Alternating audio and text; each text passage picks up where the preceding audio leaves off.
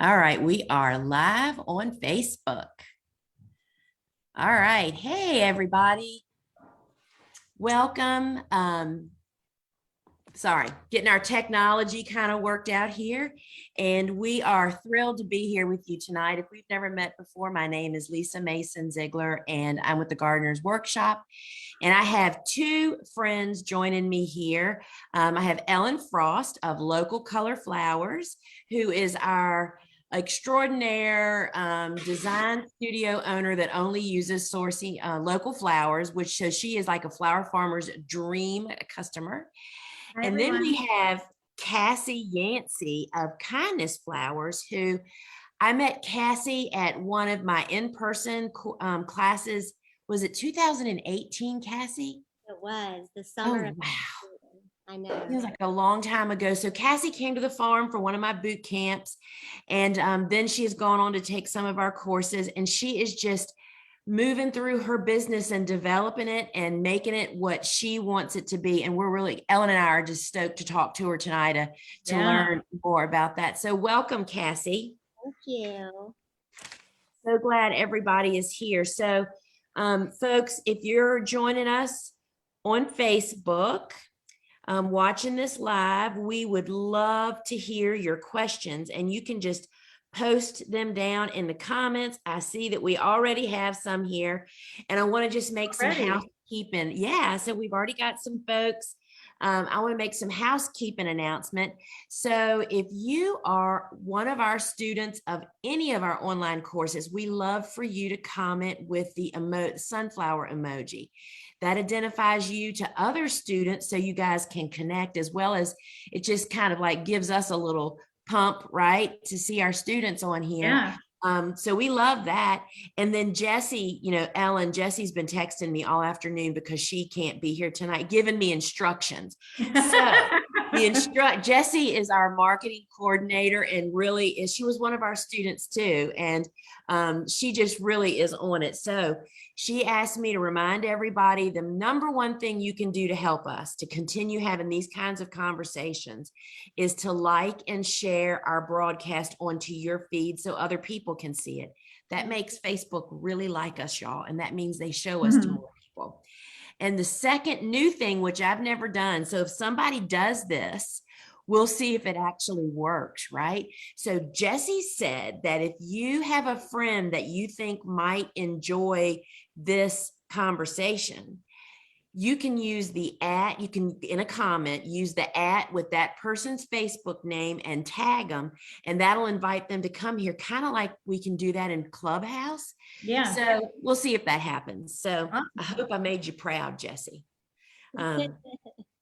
So we've got questions coming in already. So, but I want to first for us to learn more about Kassi and her business, Kindness Flowers.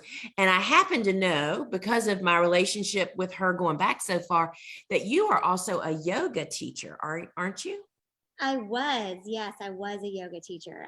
The pandemic kind of ended that, and I have not gone back to teaching. And I think it happened at the right time because at the same time I was just focusing more on this business and Right. wanting to take it further. So yeah, I just haven't gone back to teaching. But I think we should have a virtual flower farming yoga class. wouldn't that be good? We Yes. all us growers definitely could use some. Oh my goodness. Yeah. Florist So that's too. really fun. Yeah, Desperate. for sure. And actually florist, right, Ellen? I mean, they stand in the same place all day long. I mean, it's worse than flower farmers. It's like this. You're like making boutonnieres, like hunched over, like, yeah. Yeah, so that's a really fun thought. So Kassi, tell us a little bit about your business, what you're doing now, and then I want to talk about where it came from and what you're up to. Okay, so what I'm doing right now is I just completed my, what was it, fourth summer growing. So 18, 19, 20. Yeah. This is my fourth summer, my third summer at the farmer's market. And I grow on a small spot. My husband and I live on a farm that we help caretake for the farm. Oh, And nice. a very kind friend of mine who owns it, she allowed me to use a section of her goat pasture to grow flowers in. So we got to work immediately in 2018 and started building the beds, and we have just 12 50-foot long beds that are 3 to 4 feet wide each. So, and I've realized that space is, sometimes I feel like it's too small, and then other times I feel like it's too big. So I feel like maybe it's just right because because of that. It's just myself and my husband that do it. So I have been interested in gardening for a very, very long time. And so when I moved onto this farm, she said, hey, how about you just try growing cut flowers out here? Because we had been in conversation about that. So I did and haven't looked back since. I love it so much. And I think the reason I love it so much is because it's in my blood. My grandmother was a grower of all things, and she was a florist for 30 years. Oh, wow. Really? Yes. So I think it's just in my bones, the loving the everything flowers. So Did she have a shop or did she work somewhere? she did. She owned and operated the Monroe Florist in Monroe, North Carolina for Wow. years. Yeah. Yeah. And did she grow some of the flowers that she used? She did. She was a grower, mostly vegetables, but she did. I do have memories of her growing flowers. I don't think it was, I mean, maybe she used them for her own personal use and for her. Right. I don't think she took them into her shop, but I could be wrong. And that's one thing I regret is not, not having her in my life now as an adult and being able to learn from her. Man, that would have just been so awesome. But anyway, my business is evolving. So I was doing the farmers market. I think I've realized that this summer might have been my last summer doing market sales. I say that and I'm kind of like, oh, should I say that? But I think It's so. scary. I think so. I really want to move my business into more design work and more floristry. I always want to grow flowers, but I don't know that I always want to use just my flowers. I want to be able to source locally. So this summer I moved into offering subscriptions. And I can't wait to hear about the subscription. it was awesome. It was so, I loved it so much. And I think that's Really? what motivated me to say maybe no on the market because I enjoyed the subscription service so much. Awesome. So I've done a few pop-up events. I've done a few parties and weddings. And I love the idea of, I've always loved the idea of having a shop. And that my business might evolve into that one day. But right now, it's more about having a flower truck. I think that I want a flower truck. Nice. But again, that's something for the future. Maybe I'm just putting that intention out there to see. Nice. Isn't it funny when you speak something out loud to other people, it kind of makes you attentive to it more. Yeah. Kassi, I'm very excited. So I want to talk to you about so many different things. First, 12 50-foot beds is fairly significant. That's basically what we've just moved to. I think I actually might have 18 or 19 50-foot beds. But after coming from where I'm coming from, that doesn't seem like much to me. But Bobo looked at me yesterday and said, Lisa, do you have any idea how many flowers we're going to be producing from this space? And so I think you are so smart to tackle what you can do, right? I mean, so I know that in Ellen's course, she talks about subscriptions and I mean, design, not doing design, but selling designs. I talked to another of Ellen's students, Amy of Drive By Flowers, who's kind of moved to that same model. She has she does day-to-day deliveries, and I think, and she does subscriptions. It fits her life. She has young children. So Mm. what you're just describing is like so smart, I think. I think it's a great way to just, I mean, if you're selling local flowers, it's a great way to educate, to just get the word out there of what your business model is. And Yeah. Ellen, I want to be just like you. I want to just source only local. Like I just want that to be my thing. And if somebody doesn't like it, then they're not my flower person. They're not You my know what? When I heard what were the ladies yesterday that we talked to, Lisa, Kelly and Sue and Kelly. Sue and Kelly. When Kelly said, if they don't like us, that's fine. They're not our flower people. I was like, yes, they're not. You're right. It's working, Ellen. It's working. You're right. Yeah, it's great. But you're right. There are people that are the good fit, and there are people that are not the good fit, and that's okay. And part of how we evolve and I think get better at our businesses are being able to figure out the difference and being okay with some people not being a good fit for us. I feel like when we start out, we just want to get the job. We want to get the work. We want to not turn business away. But I think, right. And what we learn though, is that taking work that is a bad fit from clients that are a bad fit, just add, stress and anxiety and bad feelings even sometimes. So it's better, right, if we keep our eye on the prize for finding those flower people and then just serving them to the best we can, doing everything we can to serve those people. Mm-hmm. And that's not always easy. No.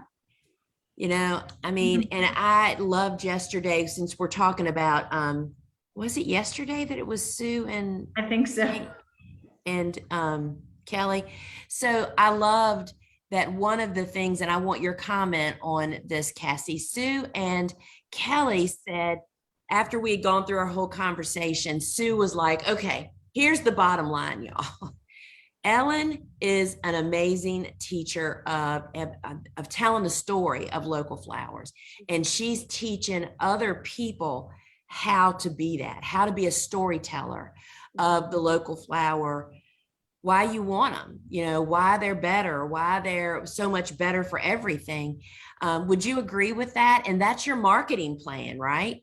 Yeah, I absolutely agree with that. Yeah. And I would say for anyone out there who just has that that type of personality where I know for me, I've always been into supporting local with whatever, agriculturally,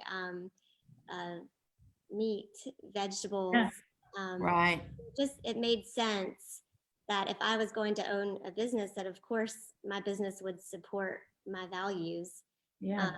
So it gives me goosebumps, Kassi. Yeah, I know. It's exciting to I mean, it's a lifestyle. I'm not sure who said that. It might have been Ellen or somebody that I've talked to in the last 10 days, that, doing local is a lifestyle choice, really. And, you really find out where people's hearts really are when it comes down to that. So not everybody is your people. And so subscriptions and deliveries wouldn't necessarily be a good option if maybe you hadn't already done the farmer's market. What I'm trying to point out to people, lots of our listeners are on here who are new, that you have to start somewhere. And it might not be where you see yourself in 5 years, but that's perhaps how you learn so much, right? Dragging stuff back and forth to the farmer's market, having good days, having bad days, having rain days, having whatever, right? Yeah. So how long have you done the farmer's market? Was it 3 years, you said? Yes, 3 years. And I actually did it with a friend of mine for 2 or 3 years. We joined forces.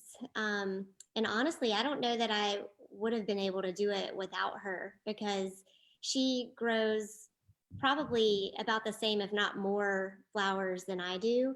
And we both kind of birthed our businesses at the same time. So we were both just like, we were growing all these flowers, and I really didn't have a plan. So I was like, and this, I always say this was so helpful for me. The flowers are sort of what forced me into my plan, because here I am doing what I love, planting, digging in the dirt, dreaming and making this beautiful garden.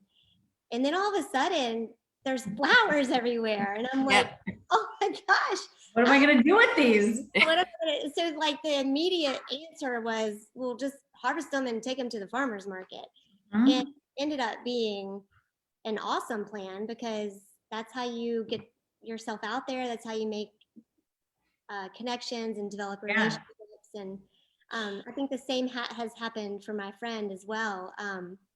But it was nice for us to collaborate because we had more flowers to offer. And I feel like if it's just coming from my farm or my garden, I like to say, it is on a farm, but it's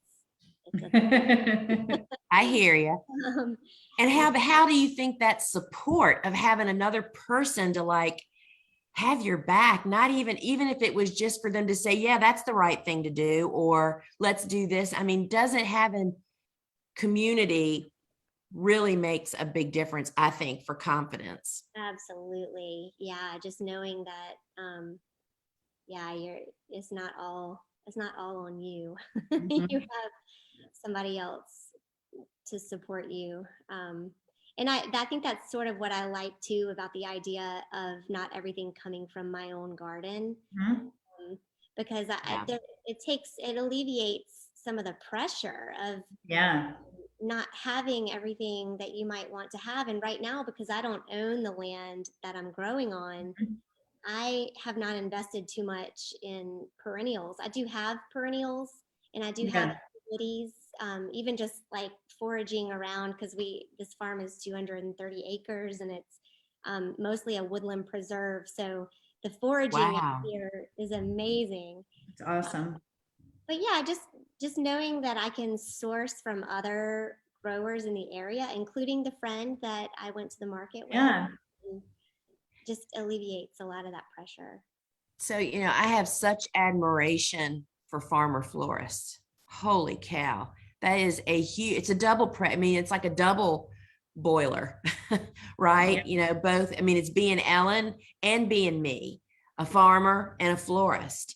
So Kassi, and I know you took my course and you also took Dave, so you got a lot of growing background. What led you to take Ellen's course, which is called Growing Your Business with Local Flower Sourcing? What was your expectation, I guess, going into it that led you to take it?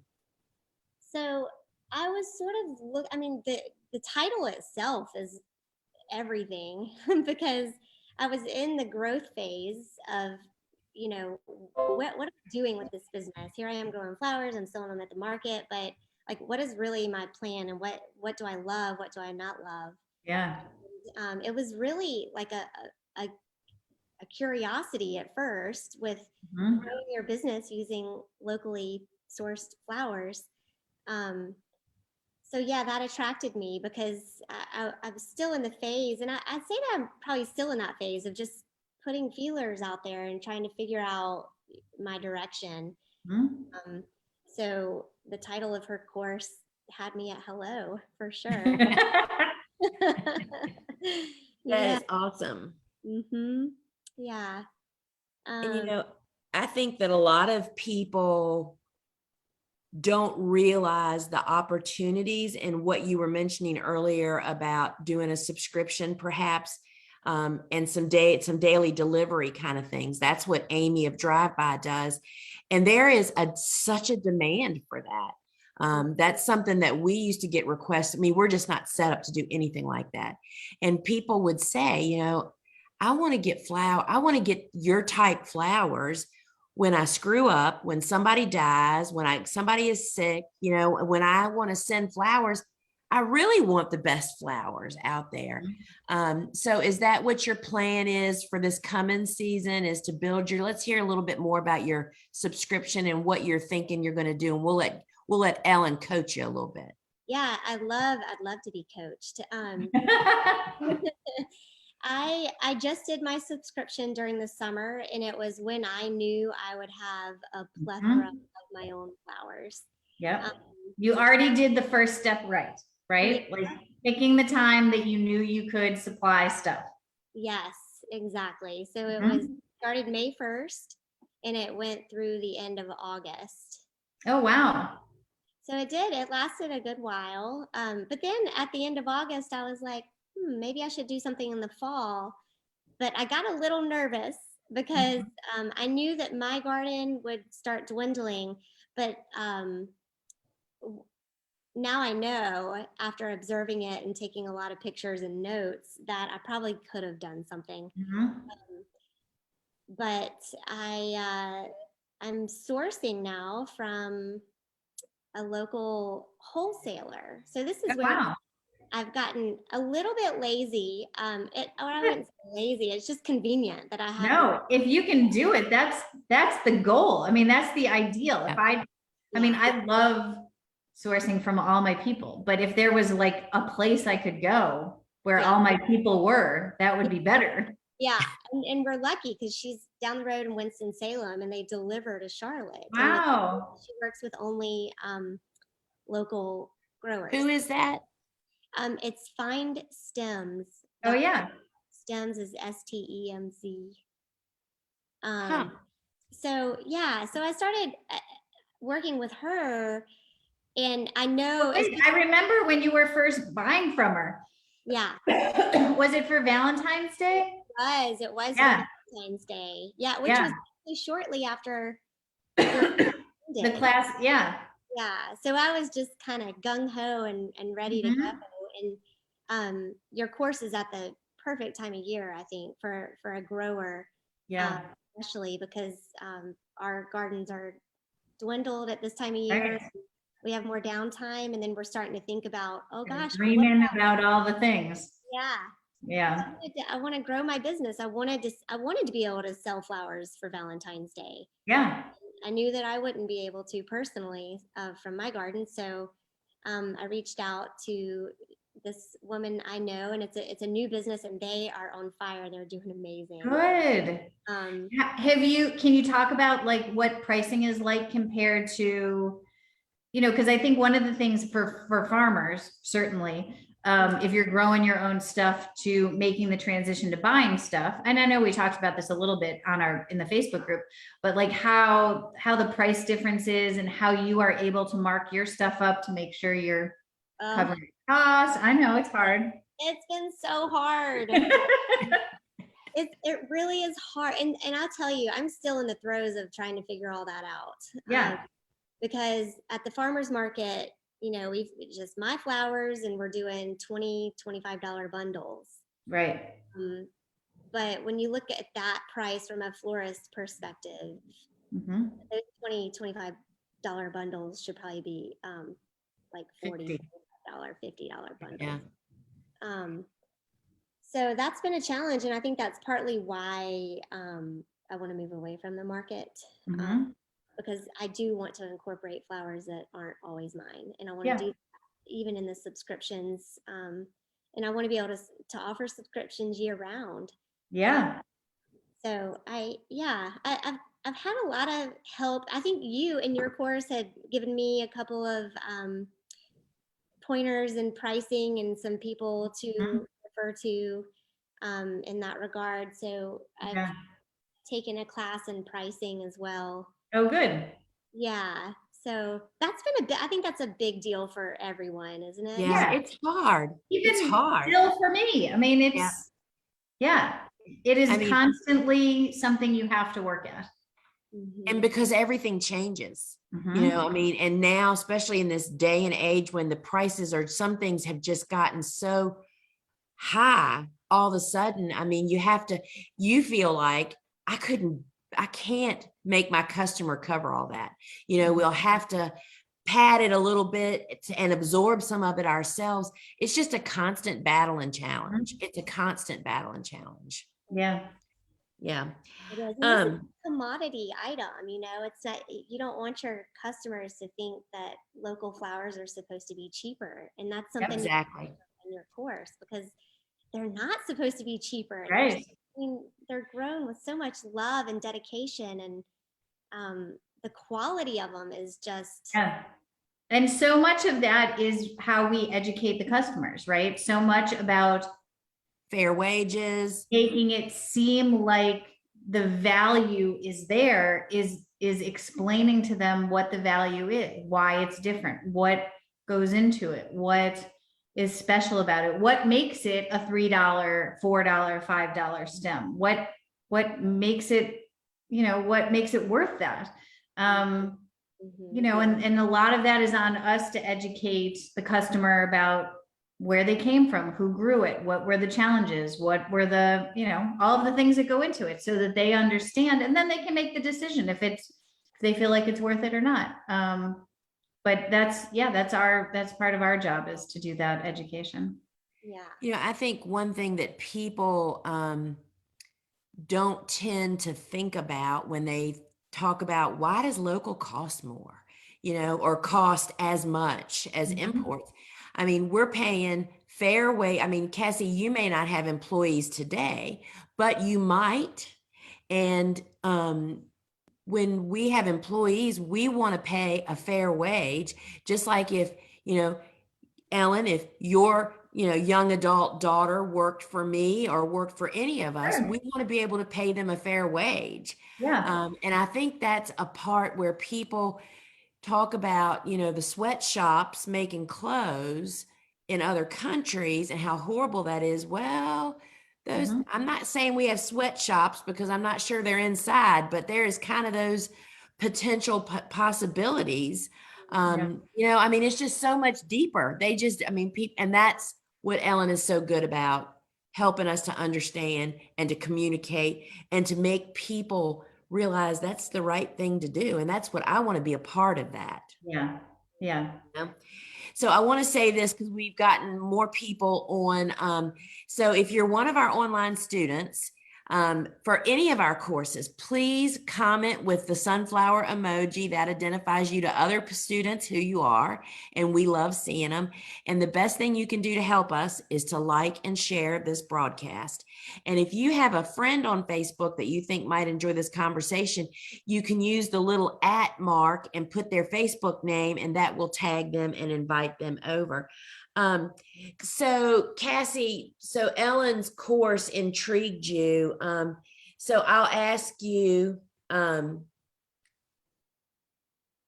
how, when you came out of the course, did you feel more confident? You know, what did the course do for you, do you feel? How did it help you in your business or overall? Yeah, it definitely increased my confidence. I was ready to go with reaching out to local farmers, and I still intend to do that for sure. I know of many other local farmers that I'm not sure they work for stems, buying from. So I'm eager to continue my relationship with the stems company, but also to reach out to some other local growers. And I remember one of the things in Ellen's course was she talked about encouraging other people that you know who are into growing, whether they're growing, you know, whatever they're growing, what if it's vegetables or anything, just encouraging them to maybe give a shot at growing a few tulips, or getting, you know, so maybe that you are like educating and building up a potential person who could grow flowers for you that you could buy from. Yeah. We have lots of our growers because of that. Like lots of our like every week people we buy from because of that. Just starting that little, you know, putting that seed out there, saying, you know, I would buy those tulips. I would buy, you know, yeah. And that's You know, how you increase the local character in a place, you know, is just by encouraging other people to do things locally, and just kind of grows and spreads from there. So one of the very first questions posted, I knew that there would be a spot for me to ask it, and it's right now. Because I know how, I mean, in the course, Ellen shares just what they did to cultivate growers and help the growing community. So Sharon asks, hi, Ellen, what do Hi. you do for flowers during winter? Do you source year round from local? She put flowers, but growers, I think is what she meant.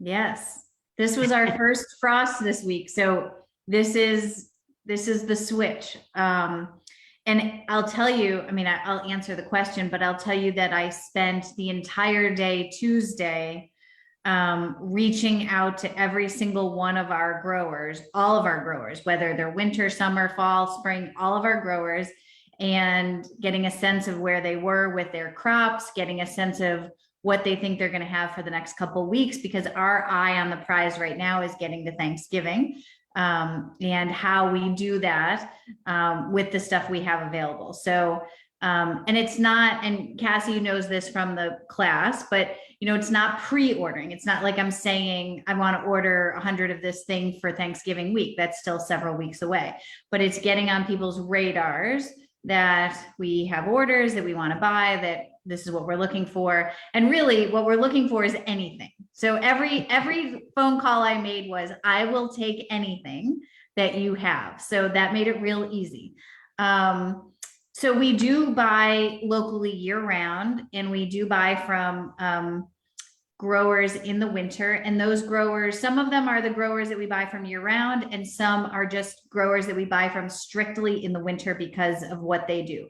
So once the frost comes, we sort of switch over. Our field flowers and our field farmers are sort of done with their season. And then we switch to hoop houses, greenhouses, and people who do, like we have one farm, Seaberry Farm, that does all forced flowering branches. So right now they have all woodies, like all the winterberry, all the willows, and then at Christmas time, they'll start having quince and then flowering branches on through the spring. So we do have probably right now about a dozen winter growers, and those are growers that some of them only grow one crop. Like, Matt Bauer, Flowers by Bowers, maybe they grow like 2 or 3 crops, but that means from that farmer that week, I'm getting only snapdragons and stock and sweet William. And then from another farmer, I'm getting carnations, calla lilies, and I don't know, what else does Hendricks have that's nice? Dusty Miller. I don't know, something like that. So we're piecing it together more than we do in the summer for sure. So we're going to more growers, and those growers have fewer crops. So we just piece it together, and we have done a lot of work.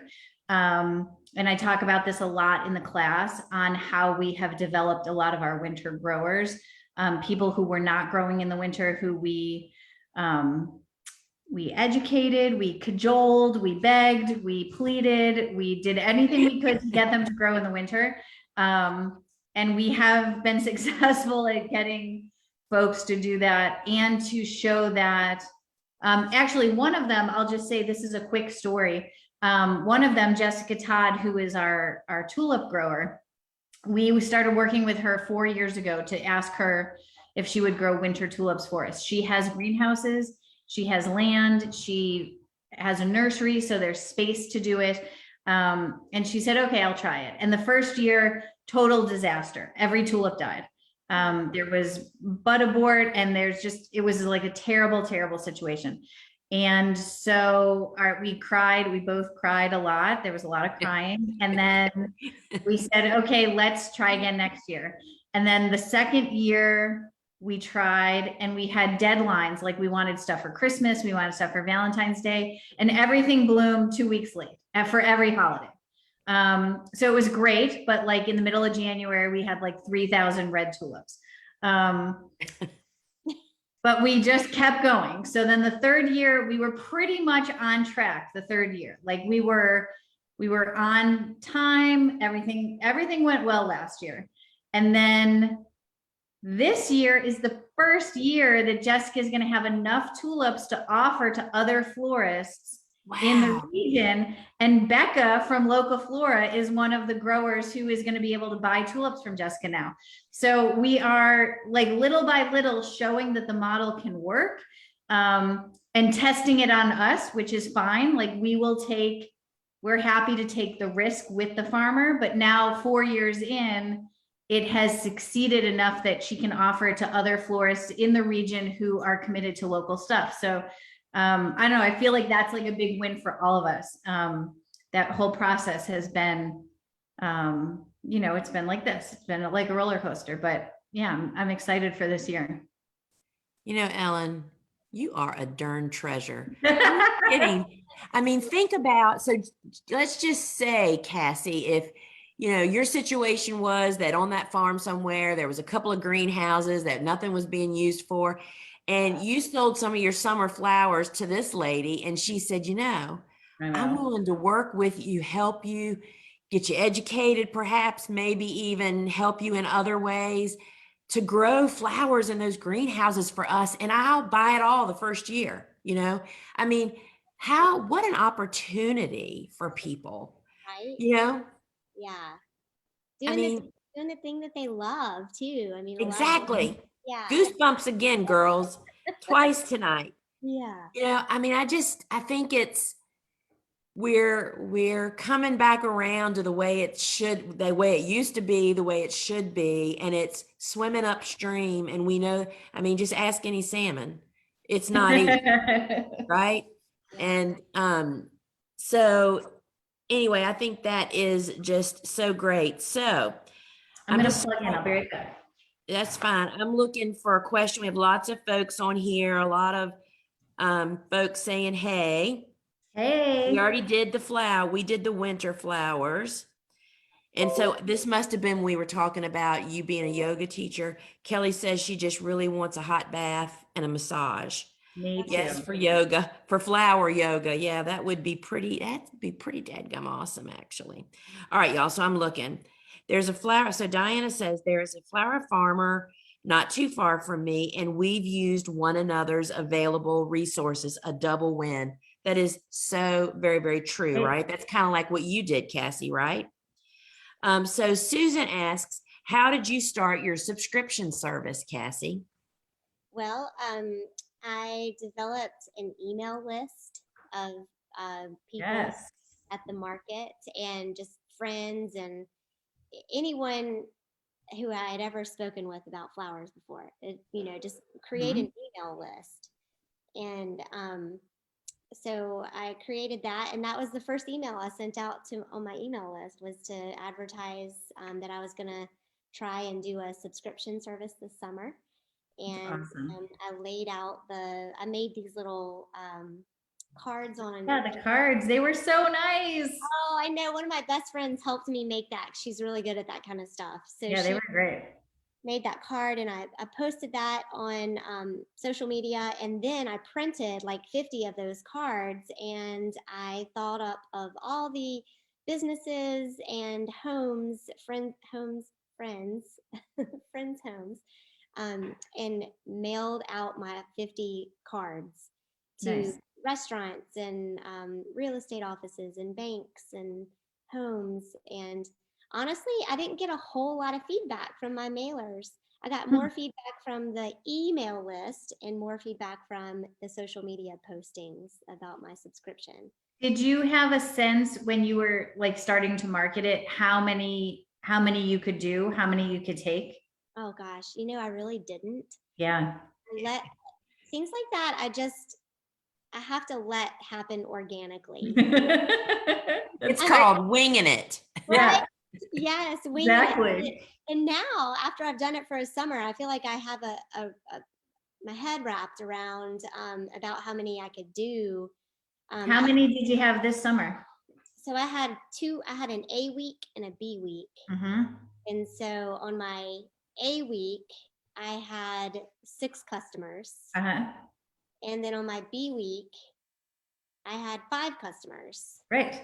I had a total of 11 people that participated. Yeah, that's awesome. Which, in some sense you think, well, that's not a lot, but oh my God, are you kidding? It all adds up. Yeah, Yeah. it did. And you know, I think now I have a goal to work towards. If I could double that next summer, Mhm. 22 customers. Yeah. That would be amazing. And that would also help me in being able to back away from doing the farmer's market because Mhm. that would cover the income that I had been making there. That's Um, great. so I hope. Yeah. I had a conversation yesterday with Steve and Gretel Adams of Sunny Meadows doing a podcast with them. And, they are just, you never know what they're doing until you talk to them this week. I mean, they add new stuff. And I mean, I just have so much respect for their innovation and Constant. so It is constant. constant. I mean, and they are amazing. So yesterday, what came out of our conversation was that they're now really just they're giving up. They're not doing weddings anymore. They stopped doing markets a couple years ago. They're going to stop doing supermarkets. I think they're focusing on florists and Yeah. designers, providing flowers. And what came out of the conversation was so many times when we're doing multiple things, we don't really give one of the things all that it needs to really get going. Yeah. And it's just so interesting to me. I know that was true for us when I decided several years ago. It's like, all right, I want to double our florist list, and Mhm. went to 2 new cities, which were pretty metropolitan. And it's like I just kept going to shops until I got the feeling that this is a person that is going to talk to me when I call them. Mhm. And I loved hearing what Laura Beth said to you yesterday or day before, that 98% of the customers she approached, she never Rejected. heard from them. Rejection. Mhm. But it's that 2% that's your people that make That's finding your people, right? For every and no you hear, there's a yes coming soon. Somewhere it's coming. yes, it is going to come. And so I want to say we got to wrap this up. So I want to read what you wrote, Kelly. Kelly, I'm really losing it. Kassi. So we have a page on our website. It's called Student Success Stories. You can find it in the online course drop down menu to go to that page. And we just ask all of our students, tell us, what are you doing? Where, what helped you, and we want to promote your business too. And so Kassi submitted hers. And one of the questions is, in just a few words, how would you describe the course? Extremely beneficial. I could not do any of this had I not taken the course. She actually has taken more than one course with us. They save thousands of hours of time otherwise doing your own research, plus you get the benefit of the community in the courses. I think that we're all drawn to be a DIY person, at least some of us are. I'm not a DIY person I'm at all. not. Me either. It's I like, just want tell me what somebody to to do. just tell me how to do it. Yes. Exactly. And, when you're a home gardener or doing church flowers or something, for your church, you can DIY till the cows come home. Sure. But the day you say, I'm starting a business, and you have expenses and you have to, I mean, the race is, in my opinion, because I'm the number person, it's like the bottom line is, how do you make a profit the quickest? It's by doing it as right as you can, as quick as you can. And that comes from learning from other people. Yeah, reinventing the wheel. Mhm. Exactly. So I'm gonna, Ellen, do you want to ask Kassi anything? I'm going to scroll through these questions and see if we've got another burning question in here and pick one to ask whoever it's for here. Kassi, what are you going to do about weddings coming up? Like, are you going to take them? Are you doing them? Tell me more. That has been, I think I remember us talking about this in the course. Yeah. That's been a tricky thing for me to try to figure out. And I'm still navigating my way through that. I think I want to do weddings. I do. But again, it's going to be all about finding the right customer. Mhm. And Yep. I have done a couple, but the ones that I've not done any of the table decorations. Mhm. Only just done bridal bouquets and bridesmaids bouquets and boutonnieres. Yeah. And I provide the buckets of flowers. And they do their own centerpieces. Yeah, and they do their own stuff. So yeah, I think I do want to move into the wedding world. And then I think I also mentioned to you that I'm interested in funerals as well. Yeah. Yeah. Big business. There Yeah. is. There is Big such an business. opportunity there. I think for a lot of us, like local thinking, sustainable thinking people, we just have not, we haven't ventured into that. And I think I told you that Jenny, my friend Jenny Love, who is also a course instructor for Lisa at Love and Fresh Flowers. She's the only person that I know who has really like done the research on like what to offer and how to, she has sort of reached out to funeral homes in Philadelphia that, again, finding the right fit, right? Because if you are going to an old school place and they're like, yeah, just make the Oasis wreath or make the Oasis casket spray, you know, it's finding the place that understands the issues and is like in alignment with you and like, okay, we're not going to do the traditional thing. I think there's an opportunity out there for sure for that. I think it's something I don't think enough of us have explored as an opportunity for sure. Yeah, for sure. You know that one of my biggest customers for over a decade, that was their primary business. Oh, wow. I mean, he was the go-to. I mean, let me tell you, their casket covers were, I mean, foliage, and foliage, you know, was what it was about. And so, yeah, I think that's a missed mark. That's why I tell people when we're talking about being growers, it's like, you know, I want to sell flowers to the florists that are using flowers every day of their business. And I want to sell them the flowers they can use. And so that's really interesting there, Ellen. So I just want to review just very quickly. So Ellen's course is Florist School Online, although it's not just for florists, growing your business with local flower sourcing. And the enrollment only opens once a year. It opened this morning. It's open until Tuesday at midnight. You can find more information about it at thegardenersworkshop.com, and I'll put a link in the comments here, and I'll put it ahead at this post. You can go over there and read more about it. You can see the syllabus, or you can actually listen to the syllabus, because Ellen and I did a podcast going through the syllabus.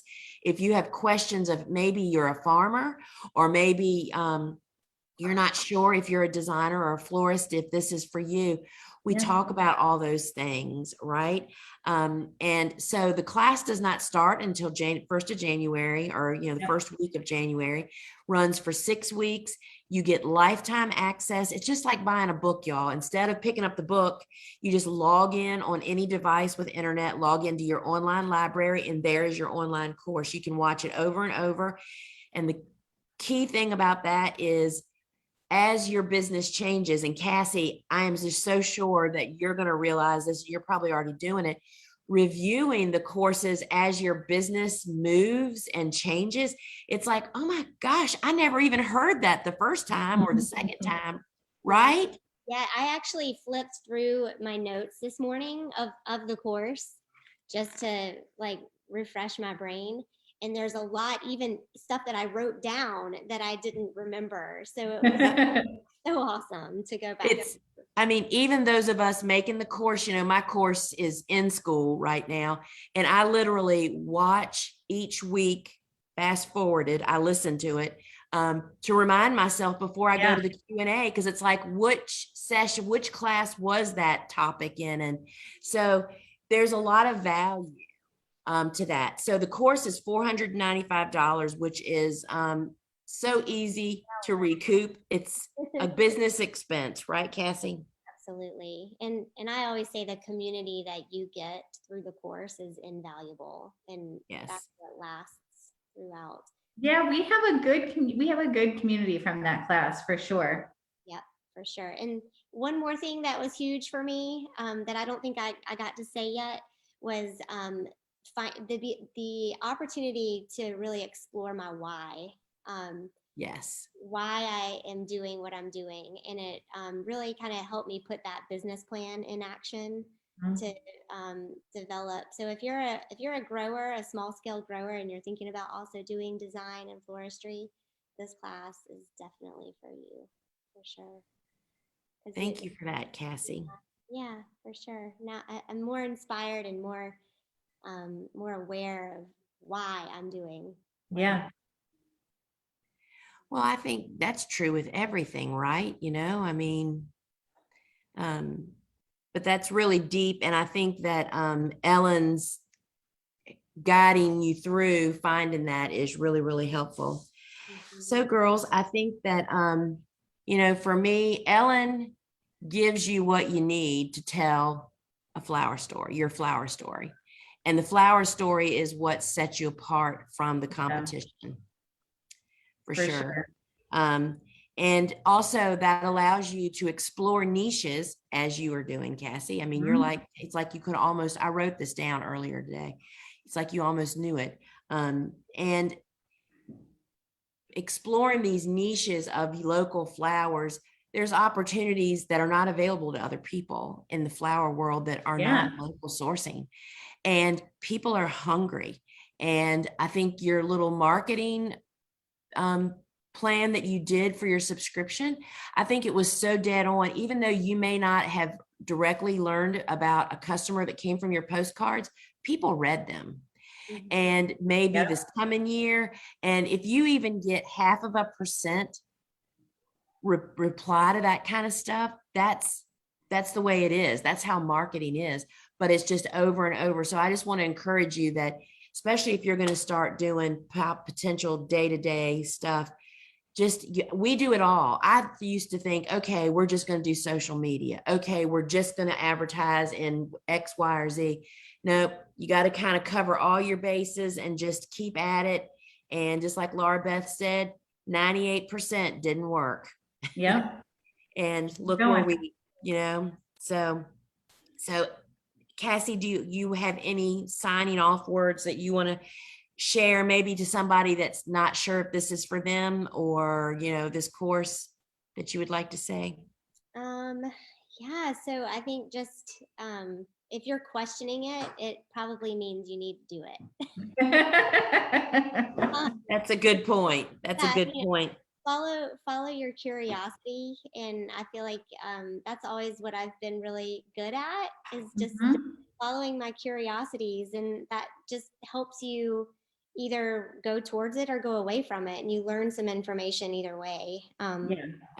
So I would encourage you to do it. I wrote down a few of the highlights from the course for me, and one of them was definitely learning about the history of the U.S. and the global flower market. I mean, that was so awesome, and getting the books also, if you wanted to learn more about it and get deeper into it. There's a book out there that you can read, and I learned about the book through Ellen, and just finding my why and instilling that appreciation of the U.S. flower market, the history of the market. And when you have that appreciation inside of you, it's going to just come out of you, and you're going to share it with everyone else. And that's how growth happens. So that's how you can strengthen your community around local flowers, is by sharing what you know. And if you live in an area where the culture, the local character of your area, whether it's good or not so good, you can be the impetus for change. Totally. Something that awesome. So Kassi, how can people connect with you on social media? Yeah, so Kindness Flowers is my business name, and I'm on Facebook and I'm on Instagram. I think Facebook, my tag is Kindness Flowers 2018, which was the year I started. And then Instagram, it's just kindness.flowers. And I don't have a website yet, but that's definitely one of my winter projects. Good. Develop my website. That's big on the list right now. Awesome. So how about you, Ellen? Any closing words, and how can people connect with you? Yeah, I have to say, it's so nice to see Kassi in real life, because I feel like and not even real life, like Zoom real life, because we talked a lot during the class, and it's just like great to hear sort of an update of how everybody's doing.